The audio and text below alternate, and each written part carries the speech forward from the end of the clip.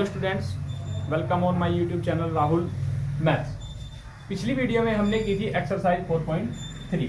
आज हम करने वाले हैं एक्सरसाइज 4.4। जो हमारी एक्सरसाइज 4.4 है उसमें हमें जो द्विघात इक्वेशन दी हुई है उसका अस्तित्व चेक करना है और फिर उसको द्विघात समीकरण का जो हमारा फॉर्मूला होता है सिद्धाचार्य का, उसकी सहायता से यदि उसका अस्तित्व है तो वो इक्वेशन हमको, यानी उस इक्वेशन के हमको मूल निकालने हैं। यदि उसका अस्तित्व नहीं है तो उस समीकरण का कोई हल नहीं होता है। आइए इसको डिस्कस करते हैं।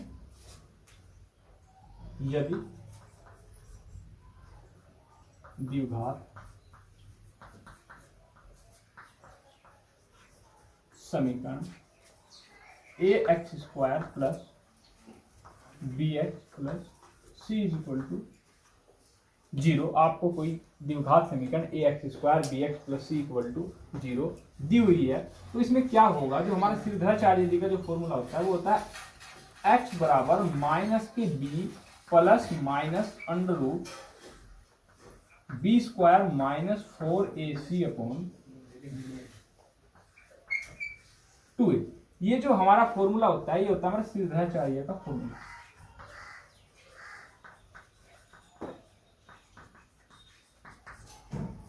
सिद्धाचार्य जी का क्या होता है, सूत्र होता है अब द्विघात समीकरण, अब यानी किसी भी इक्वेशन के द्विघात समीकरण के मूलों का अस्तित्व कैसे चेक करेंगे, यानी द्विघात समीकरण का अस्तित्व हम कैसे चेक करते हैं। तो b², यदि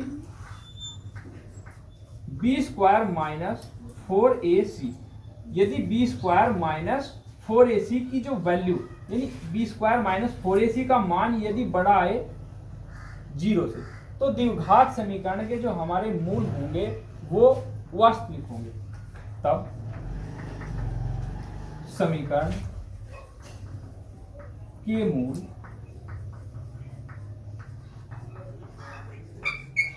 वास्तविक होंगे, यानी समीकरण का हल होगा यदि b² minus 4ac less than b² minus 4ac equal to 0 के हो, तब समीकरण के मूल वास्तविक व समान होंगे। वास्तविक व समान होंगे यदि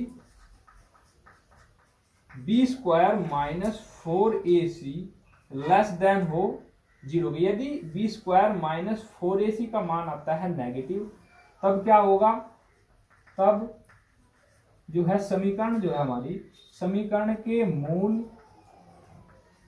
वास्तविक नहीं होंगे।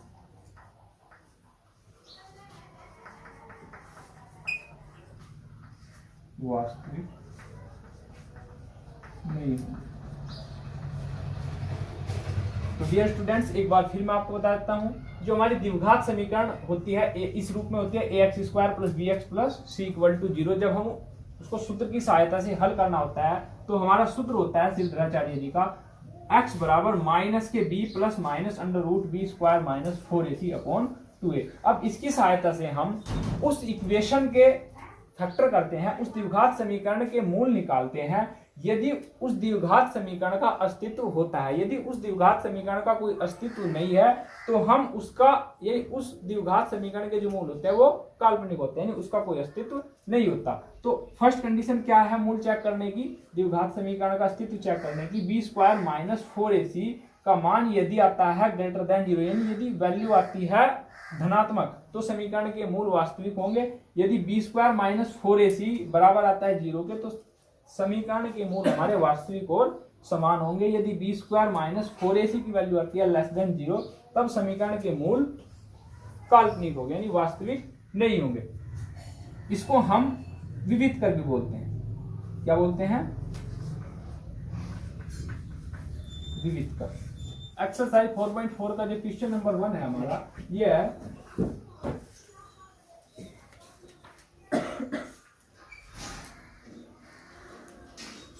2x² minus 3x plus 5 equal to 0।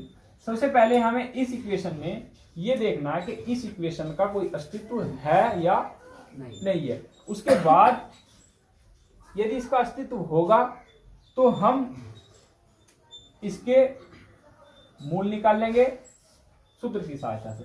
तो यहां पे a बराबर है हमारा 2, यानी जो x² की गुणा में होता है वो होता है हमारा a का मान, जो x की मल्टीप्लाई में यानी जो x की गुणांक में होता है वो होता है हमारा b का मान, और जो लास्ट वाला पद यानी जो अचर पद होता है ये होता है हमारा c का मान। a बराबर यहाँ पे 2 है, b बराबर यहाँ पे हमारा -3 है, और c इक्वल टू हमारा 5 है। और फॉर्मूला होता है हमारा b² माइनस 4ac।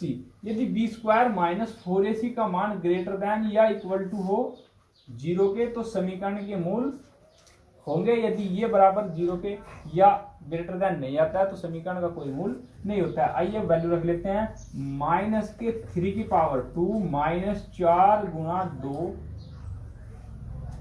गुणा c का मान है 5, 3 तिया 9 माइनस 5 चौक 20 और 20 दूनी 40, जो की वैल्यू आई हमारी -31। वैल्यू आई हमारी माइनस की जो कि लेस देन है 0 से। तो हम क्या बोल लेंगे कि समीकरण का कोई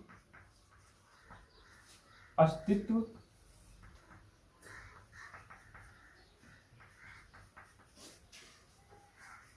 नहीं है,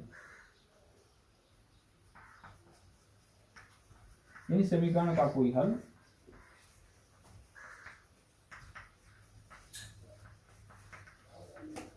नहीं होगा। इसके बाद इसको हम जब इसका कोई हल नहीं है तो इसके बाद इसको सोल्व करने की कोई आवश्यकता नहीं है। एक बार फिर देख लेते हैं, यहाँ पे हमें इक्वेशन दी है 2x² माइनस के 3x plus 5 equal to 0। a बराबर यहाँ पे हमारा 2 है, b बराबर हमारा -3 है, और c बराबर है हमारा 5। अब फॉर्मूला होता है b² अस्तित्व चेक करने के लिए b² minus 4ac greater than या लेस देन आनी चाहिए किसके 0 के। b की वैल्यू है -3 माइनस 4 होता ही है, a का मान हमारा 2 है, और मल्टीप्लाई b का मान हमारा 5 है। इसको खोल लेंगे, माइनस माइनस प्लस हो जाएगा, और 3 तिया 9 आ गया, 5 चौक 20 दूनी 40, और 40 में से 9 को घटाएंगे तो आएगा हमारा -31, क्योंकि माइनस का नंबर बड़ा है जो कि लेस देन होता है यानी छोटा होता है किससे 0 से। तो अब हम बोल सकते हैं कि इस द्विघात समीकरण का कोई अस्तित्व नहीं है। अब ले लेते हैं इसके बाद इस एक्सरसाइज का नेक्स्ट क्वेश्चन नंबर 2। फर्स्ट का क्वेश्चन नंबर 2, फर्स्ट क्वेश्चन का पार्ट नंबर 2 ले लेते हैं। जो हमारा पार्ट नंबर 2 है ये हमारा 3x² माइनस के 4√2x प्लस 4 इक्वल टू 0। अब यहाँ पे a की वैल्यू है हमारी 3 और b इक्वल टू है माइनस के 4√2 और c बराबर यहाँ पे हमारा है 4। अब जो अस्तित्व चेक करने का जो हमारा फॉर्मूला होता है विविधकर चेक होता है वो होता है b² माइनस 4ac, यानी जो ये वैल्यू है ग्रेटर देन आनी चाहिए या इक्वल टू आनी चाहिए किसके 0 के। अब ये सारी वैल्यू a b c की, सारे मान a b c के हम फॉर्मूले में पुट कर देंगे, रख देंगे। अब b का मान है हमारा माइनस के 4√2 की घात हो जाएगी 2 माइनस 4 गुना a का मान है 3 और c का मान है हमारा 4। अब इसका स्क्वायर कर लेते हैं। अब 4 का स्क्वायर करेंगे तो 16 आ गया और √2 का स्क्वायर करेंगे तो पूरा 2 आ जाएगा और 16 दूनी 32 आ गया, माइनस 4 चौक 16 और 16 तिया 48 और ये आ गया हमारा माइनस के 16 यानी माइनस के 16 आ गया जो कि छोटा होता है 0 से, यानी जो b² माइनस 4ac का जो मान आ गया वो आ गया हमारा माइनस के 16 और जो कि छोटा होता है 0 से, यानी लेस देन होता है 0 से। तो हम कह सकते हैं अतः समीकरण का कोई हल नहीं होगा, यानी इस इक्वेशन का भी कोई हल नहीं होगा। अब तक हमने इस एक्सरसाइज के दो क्वेश्चन किए, क्वेश्चन फर्स्ट और क्वेश्चन सेकंड, और दोनों ही इक्वेशंस में किसी भी समीकरण का कोई हल नहीं था। अब हम ले लेते हैं इसी एक्सरसाइज का पार्ट नंबर 3। इसी एक्सरसाइज में क्वेश्चन नंबर जो थर्ड है उसको देख लेते हैं। थर्ड है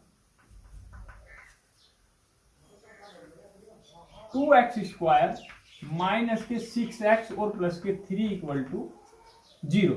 अब यहाँ पे हमारा a बराबर है 2 और b बराबर है माइनस के 6 और c बराबर है हमारा 3, और फॉर्मूला होता है हमारा b² minus 4ac greater than या इक्वल टू होना चाहिए 0 के। b का मान है माइनस के 6 का स्क्वायर हो जाएगा माइनस 4 गुना, और a का मान है 2 और c का मान है 3, और 6 आ गया 36, माइनस की 2 बार मल्टीप्लाई होगी तो ये प्लस हो जाएगा माइनस 4 दूनी 8 और 8 से कितना आ गया 24 को घटाएंगे तो हमारा आएगा 6 में से 4 गया 2 और 3 में से 2 गया 1, यानी जो वैल्यू आ गई हमारी वो पॉजिटिव आ गई, यानी ग्रेटर देन किसके आ गई 0 के। और जो हमारा ये क्वेश्चन नंबर 1 है इसमें पूछ रहा है कि द्विघात समीकरण के अस्तित्व कैसे हैं। यदि उस समीकरण का अस्तित्व है तो उसके जो मूल है उनको हमको फाइंड करना है। तो यहाँ पे लिख देंगे अतः समीकरण के या समीकरण का अस्तित्व, या बोल लो अतः समीकरण के मूल वास्तविक होंगे। अब जो मूल इस यानी हमको पता लग गया कि इस समीकरण के जो मूल है वास्तविक है और समीकरण का एक हल भी है। अब सूत्र की सहायता से ही हमको भी जो इसके दो मूल है वो निकालने हैं। अब सूत्र होता है हमारा x बराबर माइनस के b plus minus under root b² minus 4ac upon 2a होता है। अब b का मान है हमारा माइनस के 6, तो माइनस माइनस हो गया प्लस के 6, और ये जो का तो प्लस माइनस अंडर रूट। अब देखो b² माइनस 4ac की वैल्यू आपको निकालने की यहाँ पे जरूरत नहीं है, क्योंकि हमने b² माइनस 4ac का मान ऑलरेडी निकाल रखा है, जो कि हमारा कितना आया था 12 आया था। तो इस वैल्यू को हम यहाँ पे जो का क्यों रख देंगे, और अपॉन आ गया 2 गुना a का मान कितना आया हमारा 2 आया, यानी a का मान कितना है 2 है, तो ये 2 का 2 रख दिया यहाँ पे बराबर 6 प्लस माइनस अंडर रूट। अब ये 12 है, इसको हम लिख सकते हैं 4 गुना 3 अपॉन 2 दूनी 4 बराबर आ गया 6 प्लस माइनस, देखो 4 जो होता है वो स्क्वायर रूट होता है, यानी 4 का स्क्वायर रूट क्या होता है 2, यानी 2 का स्क्वायर क्या होता है 4 होता है। तो इस 4 में से 2 क्या आ जाएगा बाहर आ गया, तो ये बन गया हमारा 2 अंडर रूट 3 और अपॉन 4।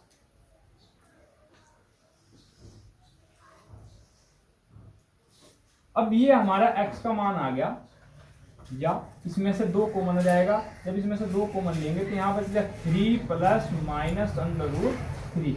2 क्यों कॉमन लिया इसमें, देखो 2 यहाँ पे भी है और 2 6 में भी आता है, क्योंकि 6 का जो मल्टीपल्स होते हैं एक तो 2 होता है और एक 3 होता है, तो इसमें से हमने 2 कॉमन ले लिया। तो यहाँ पे पड़ा 3 दूनी 6 3 बच गया, और प्लस माइनस अंडर रूट के 3 ब्रैकेट बंद और अपॉन 4 2 दूनी 4। तो हमारा x बराबर आ गया, x बराबर हमारा आ गया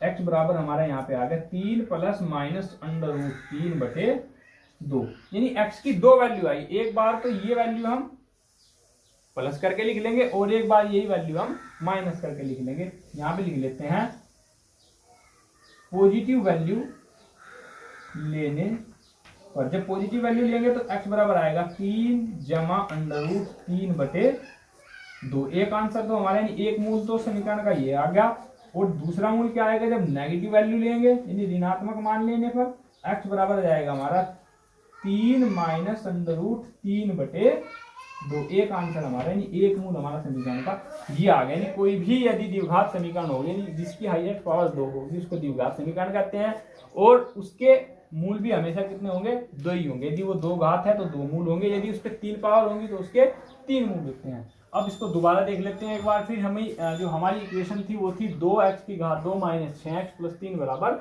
0। हमको सूत्र की सहायता से पहले ये बताना है कि इसका अस्तित्व है, और अस्तित्व है तो इसके मूल कैसे हैं, और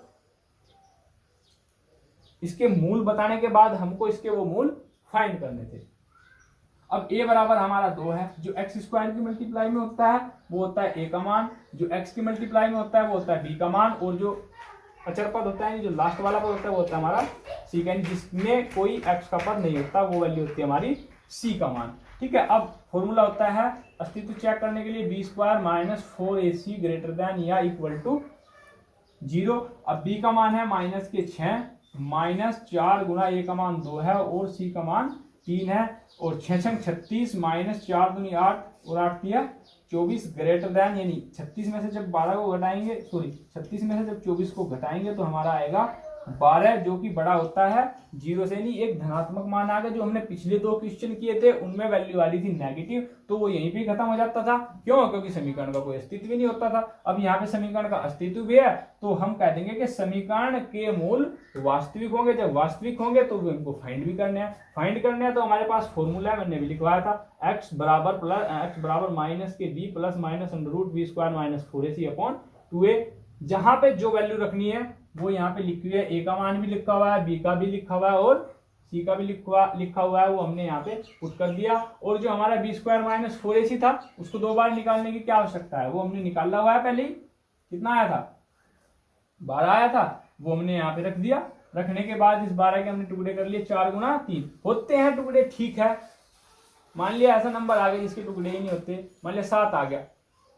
अब 7 के हम लिखेंगे 7 गुना 2, नहीं लिख सकते, तो 7 यहाँ पे जो का तो चलता रहेगा। तो जो हमारे पेयर आएंगे वो एक बार क्या हो जाएगा, 6 प्लस 7 बटे 4, एक बार माइनस की वैल्यू और एक बार प्लस की वैल्यू। लेकिन 12 के तो पेयर हो सके, तो इनको कर लिया हमने। 4 दिया 12, और जो 4 वर्गमूल होता है, स्क्वायर होता है, वो 2 का होता है, तो इसमें से हमारा 2 बाहर आ गया, और ये अंडर रूट 3 अंदर का अंदर ही रहा, और अपॉन 4 आ गया। अब इन दोनों में से ये देख लेंगे कौन सा नंबर कॉमन है। अब कॉमन वैल्यू हमारी 2 आ गई, और 2 का पहाड़ा 4 में पढ़ेंगे तो 2 बार चल जाएगा, 2 दूनी 4। अब हमारा यहाँ पे x बराबर आ गया 3 प्लस माइनस अंडर रूट 3 बटे 2। तो एक बार हमारी x की वैल्यू पॉजिटिव आ गई और एक वैल्यू हमारी x की यहाँ से नेगेटिव आ गई। उम्मीद है ये क्वेश्चन आपको अच्छे से समझ आया होगा। देखते हैं क्वेश्चन नंबर दूसरे का सेकंड पार्ट। अब जो क्वेश्चन नंबर 2 है उसमें क्या है, उसमें ना हमें k का ऐसा मान फाइंड करना है जिसके लिए उस द्विघात समीकरण के 2 समान मूल हो। और क्वेश्चन नंबर दूसरे का जो हमारा सेकंड पार्ट है वो क्या है, वो है हमारा kx into x minus 2 plus 6 plus 6 बराबर 0। सबसे पहले क्या करेंगे इस सवाल में, सबसे पहले हम इसकी मल्टीप्लाई इसके साथ खोल देंगे, इसको थोड़ा सोल्व कर लेंगे। यदि इस टाइप का कोई भी क्वेश्चन आता है तो पहले हम क्या करते हैं, क्वेश्चन को थोड़ा हल कर लेते हैं, इसको अपनी इक्वेशन के रूप में तोड़ देते हैं। जो हमारी द्विघात समीकरण होते हैं उसमें उसको सरल कर लेंगे। इसकी मल्टीप्लाई इसके साथ करेंगे तो यह जाएगा kx की घात, एक पावर यहाँ एक यहाँ, तो और गुणा में घातें क्या होती हैं, ऐड हो जाती हैं, कभी x लिख दो। तो यहाँ पे आ गया x की घात 2, और ये आ गया माइनस की, जब इसकी मल्टीप्लाई इसके साथ करेंगे तो आ जाएगा 2kx, और ये रहेगा हमारा जू का। तो कभी पता लगे जी तुमने इसकी x की मल्टीप्लाई 6 के साथ भी कर दी और आपका सवाल यहीं से गलत हो जाएगा। और ये बराबर किसके रख देंगे, बराबर 0 है तो 0 ही रख देंगे। अब यहाँ पे देखो a बराबर k है और b बराबर यहाँ पे माइनस के 2k है और c बराबर हमारा 6, यानी जो x स्क्वायर की गुणा में है वो बिना डरे बिना हिचकिचाए आपको लिख लेना है। अब यहाँ पे कभी ये सोचे कि भैया तो k है, ये क्यों लिखा है, सर ने तो नंबर बोला था जो k स्क्वायर की, नहीं जो x स्क्वायर की मल्टीप्लाई में वो नंबर लिख लिया हमने, यहाँ पे k आ गया। और x की मल्टीप्लाई में यहाँ पे क्या है, माइनस की 2k है तो माइनस की 2k, और यहाँ पे 6 है तो हमने यहाँ पे 6 लिख लिया। अब हमको ये बताना है कि इस द्विघात समीकरण के के किस मान के लिए इस द्विघात समीकरण के 2 समान मूल होंगे। अब समान मूल किस कंडीशन में होते हैं, समान मूलों या समान मूल के लिए क्या कंडीशन होती है, बी स्क्वायर माइनस 4ac का जो मान है वो बराबर किसके होना चाहिए, 0 के होना चाहिए। b का मान है हमारा माइनस के 2k, तो इसका भी स्क्वायर हो जाएगा। -4 गुना a का मान है k और सी का मान है 6 और बराबर रख देंगे 0 के। तो यहाँ पे जब 2 का वर्ग करेंगे 4 आ गया और माइनस की गुणा माइनस से होगी तो ये प्लस हो जाएगा 4k² माइनस 6 चौक 24 के बराबर आ किसके 0 के। अब इन दोनों में से हमारा 4k कॉमन आ गया तो यहाँ पे बच गया हमारा k माइनस 6 बराबर 0। यानी एक तो हमारा k का मान आ गया 0 और एक आ गया हमारा k बराबर 6।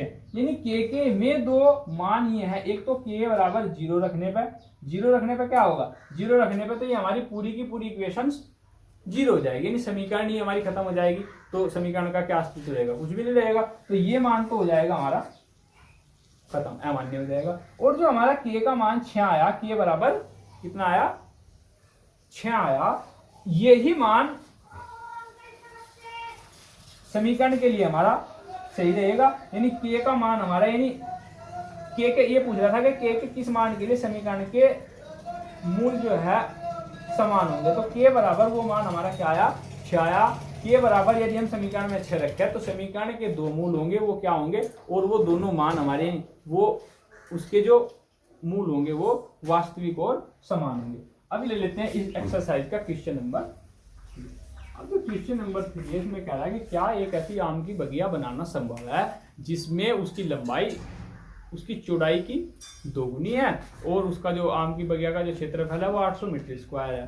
तो इसमें क्या करना है, आम की जो बगिया है इसकी चौड़ाई और लंबाई हमको निकालनी है। तो हम इसकी चौड़ाई को मान लेते हैं, क्योंकि चौड़ाई जो है चौड़ाई की दोगुनी है लंबाई, तो इसीलिए छोटी चीज को मान लेते हैं। तो माना आम की बगिया की चौड़ाई मानिए x मीटर, तो लंबाई हो जाएगी हमारी बराबर 2x। कितनी हो जाएगी 2x मीटर। और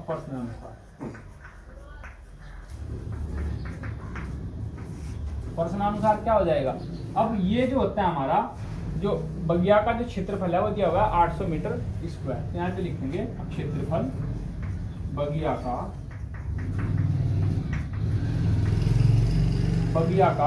अब क्षेत्रफल, जो आम की बगिया का क्षेत्रफल है वो कितना है 800 मीटर स्क्वायर। अब जो क्षेत्रफल होता है वो होता है लंबाई गुणा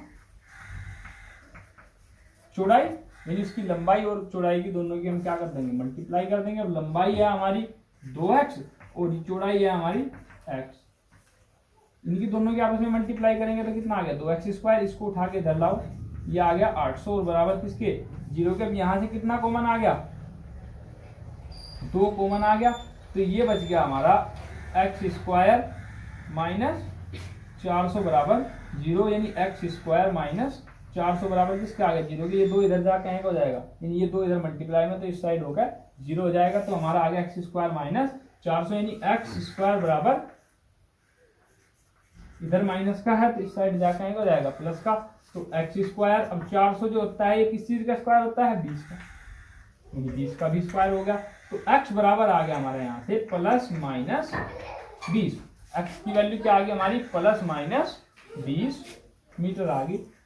अब जब यानी x बराबर जो माइनस का 20 आया, अब जो हमारी लंबाई है वो माइनस की नहीं हो सकती, तो ये मान तो हो गया हमारा अमान्य होगा। और x बराबर एक वैल्यू आई हमारी 20, यानी जो उसकी आम की जो बगिया की जो चौड़ाई आई वो कितनी आई 20 मीटर, यानी चौड़ाई तो आ गई हमारी 20 मीटर और लंबाई कितनी है इसकी दोगुनी, यानी 2 गुना 20 बराबर कितना आ गया 40 मीटर। तो आम की बगिया की चौड़ाई आ गई 20 मीटर और लंबाई आ गई 40 मीटर।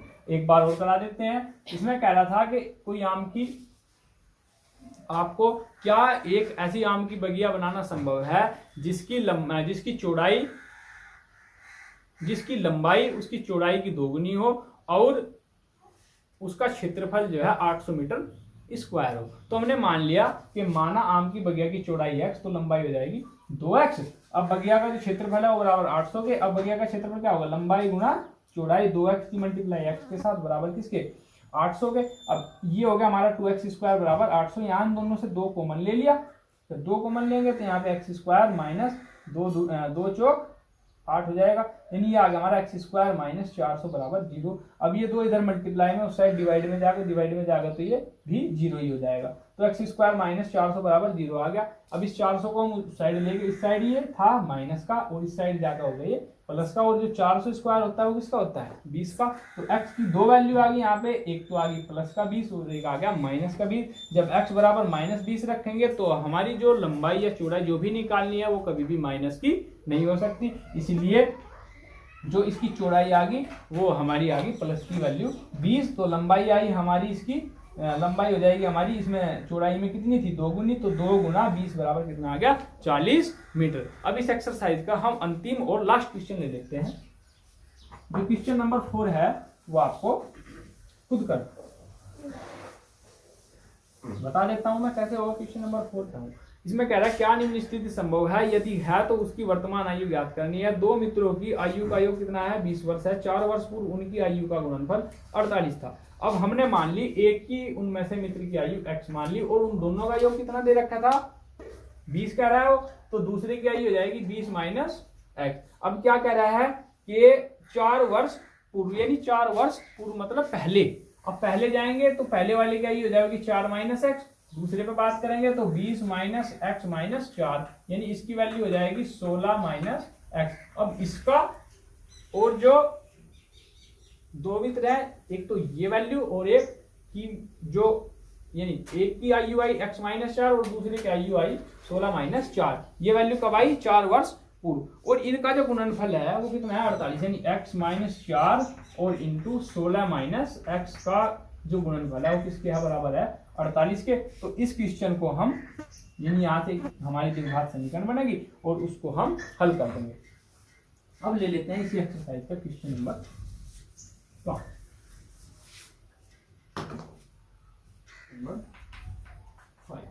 इसमें क्या है, इसमें कह रहा है कि क्या परिमाप 80 मीटर तथा क्षेत्रफल 400 मीटर स्क्वायर का एक पार्क बनाना संभव है, यदि है तो उसकी लंबाई और चौड़ाई ज्ञात करनी है। माना पार्क की लंबाई मान ली हमने, पार्क की x मीटर है, हमने पार्क की लंबाई क्या मान ली x मीटर, और इसमें परिमाप दिया हुआ है और परिमाप का फॉर्मूला होता है हमारा, परिमाप का जो फॉर्मूला होता है 2 इंटू लंबाई जमा चौड़ाई, और परिमाप कितना है 80 और बराबर 2 इंटू लंबाई हमने मान ली x प्लस चौड़ाई, यहाँ से निकल के आ जाएगी हमारी। तो चौड़ाई निकालनी है तो ये हमारा कट गया, 2 चौक 8 0 आ गया, यानी 40 बराबर आ गया x प्लस चौड़ाई आ गया। तो चौड़ाई हमारी यहाँ से आ गई भाई कितनी 40 माइनस x, इधर प्लस का तो इधर आ कहेंगे हो जाएगा माइनस का। तो पार्क की चौड़ाई आ गई 40 माइनस x मीटर। पार्क की चौड़ाई कितनी आ गई 40 माइनस x मीटर। और क्या करना है, इसका जो क्षेत्रफल है पार्क का प्रश्नानुसार ले लेते हैं। पार्क का क्षेत्रफल, पार्क का क्षेत्रफल जो है वो कितना है 400 मीटर स्क्वायर है। अब क्षेत्रफल क्या होता है लंबाई गुना चौड़ाई होगा, पार्क का जो क्षेत्रफल होगा लंबाई गुना चौड़ाई बराबर किसके 400 के। अब लंबाई है हमारी x और चौड़ाई है हमारी 40 माइनस x बराबर किसके 400 के। तो ये आ गया हमारा 40x माइनस x की घात 2, इसकी गुणा इसमें करेंगे तो 40x हो जाएगा और x की x में होगी x की घात 2 आ गया और बराबर किसके आ गया 400 के। तो हमारा ये इन दोनों पदों को लेकर उधर चले जाएंगे तो ये आ गया हमारा प्लस का हो जाएगा x स्क्वायर उस साइड जाकर और ये उस साइड जाकर माइनस का हो जाएगा और ये झुका तो प्लस के 400 बराबर 0। अब हम क्या करेंगे, सबसे पहले तो इसका अस्तित्व चेक करेंगे। इसका अस्तित्व होगा तो उसकी जो पार्क है उसकी लंबाई भी होगी और चौड़ाई भी होगी, यानी ये आपको द्विघात समीकरण बनेगी। जो आपको क्वेश्चन जो मैंने क्वेश्चन नंबर 1 कराया था, आपको क्वेश्चन नंबर 1 के 3 पार्ट कराए मैंने, तो आप इसको क्वेश्चन नंबर 1 के अकॉर्डिंग खुद करेंगे और मुझको इसके जो पार्क की लंबाई और चौड़ाई आएगी वो आप मुझको कमेंट के माध्यम से सेंड कर सकते हैं। आज डियर स्टूडेंट्स जो हमारी एक्सरसाइज 4.4 थी वो आज कंप्लीट होगी। अब इसके बाद क्या रहता है एक्सरसाइज जो हमारा चैप्टर 4 है उसमें टोटल जो एक्सरसाइज थी 4.4 तक की थी। तो आज हमारा जो चैप्टर 4 है वो कंप्लीट होगा और चैप्टर कंप्लीट होने के बाद एक टेस्ट तो बनता है और मैं आपको जो हमारा टेस्ट होगा वो मैं बता देता हूँ। वो हमारा जो हमारा टेस्ट है वो वेडनेसडे में होने वाला है। कब होने वाला है? बुधवार में। अब मैं आपको बोर्ड पे एक सुंदर सा टेस्ट दूंगा जिसमें हमारे 10 क्वेश्चंस होंगे और वो आपको सोल्व करना है। और सोल्व करने के बाद आपको मेरे कॉन्टेक्ट नंबर पे उसके फोटो खींच के व्हाट्सएप कर देने। देखो चीटिंग नहीं करनी है क्योंकि मैं वहां पे आपके पास उपस्थित नहीं रहूंगा और अच्छे से करना है, लेकिन मैं क्वेश्चन में थोड़ी फेरबदल जरूर करूंगा। क्वेश्चंस के नंबर बदल दूंगा, जो क्वेश्चंस की संख्याएं होती है उनको मैं चेंज करूंगा, ये आपको मैं पहले बता देता हूं। और आपको अच्छे से पढ़ना है और सारी वीडियो अच्छे से देखनी है। यदि आप वीडियो को अच्छे से देखोगे तो एक भी क्वेश्चन ऐसा नहीं होगा जो आप नहीं कर पाओगे और अच्छे आपके मार्क आएंगे। और मैं ये भी बता दूं आपको, जो आपके मार्क्स आएंगे वो मैं आपको YouTube के माध्यम से ही दिखाऊंगा। जो मार्क्स आपके ऑल वर्ल्ड कोई भी देख सकता है, सबको पता चलेगा कि आप कितने मार्क्स आए, आपने कितना पढ़ा। तो आज हमारी एक्सरसाइज यानी चैप्टर 4 कंप्लीट होगा। जो हमारा नेक्स्ट चैप्टर है एपी यानी समांतर श्रेणी, जो कि परीक्षा की दृष्टि से बहुत महत्वपूर्ण है। महत्वपूर्ण तो ये भी था लेकिन वो बहुत इंपॉर्टेंट है और वो हमारा 11th में भी काम आने वाला चैप्टर है, 12th में भी काम आने वाला चैप्टर है। क्या है हमारा जो चैप्टर 4 है, चैप्टर जो हमारा 5 है वो है हमारा एपी यानी समांतर श्रेणी। तो मंडे में हम चैप्टर 5 को अच्छे से पढ़ने वाले हैं। चैप्टर 5 को हम अच्छे से करने वाले हैं। जो हमारा चैप्टर 5 है वो क्या है? समांतर श्रेणी, जो कि परीक्षा में हाई स्कूल में जो कि 8 नंबर का आता है। और ये चैप्टर ऐसा नहीं है कि बोर्ड के एग्जाम में ही आता है। कोई भी कंपटीशन एग्जाम हो, कोई भी कंपटीशन एग्जाम हो, उसमें भी समांतर श्रेणी से 2 या 4 क्वेश्चंस पूछ ले जाते हैं। तो प्रत्येक परीक्षा की दृष्टि के लिए जो हमारा चैप्टर 5 है वो इंपॉर्टेंट बनता है। तो हम मंडे से चैप्टर 5 को करना स्टार्ट करेंगे और एक एक एक्सरसाइज को एवरीडे करते रहेंगे और जो भी इसके डाउट्स और प्रॉब्लम होंगे उसको नेक्स्ट डे हम कंसल्ट करेंगे और सोल्व करके आप लोगों तक मैं पहुंचा दूंगा। तो तब तक के लिए आप लोग जो हमारी चैप्टर 4 की वीडियोस हैं उनको अच्छे से देखें और अपना जो आपका टेस्ट मैंने बताया बुधवार को उसको आप अच्छे से पढ़ें और मतलब उसकी अच्छे से तैयारी करें और चैनल को सब्सक्राइब करें और ज़्यादा से ज़्यादा अपने दोस्तों को, जो आपके दोस्त हैं, नीडी स्टूडेंट्स हैं, उनको शेयर करें। कोई भी बिना पढ़े ना रहे। इस लॉकडाउन कोविड-19 का जो हमारा दौर चल रहा है ये बहुत ही एक बोल देते हैं कि विश्व में जो ये महामारी फैली हुई है, अब इंडिया जो है तीसरे नंबर पर आ गया। तो इसी को देखते हुए मैंने अपने चैनल क्रिएट किया था कि बच्चों को उनके घर पर ही बैठ के अच्छी स्टडी मिल सके और वो अच्छे से पढ़ सके और इधर उधर ना फिरे और आप अपनी तैयारी करते रहिए। देखिए परीक्षाएं तो क्लास 10th की होनी है, ऐसा नहीं है कि आपकी परीक्षाएं नहीं होंगी, परीक्षाएं तो आपकी होगी और जल्दी ही उम्मीद है कि हमको कोविड-19 से भी मुक्ति मिलेगी। और तब तक के लिए थैंक यू।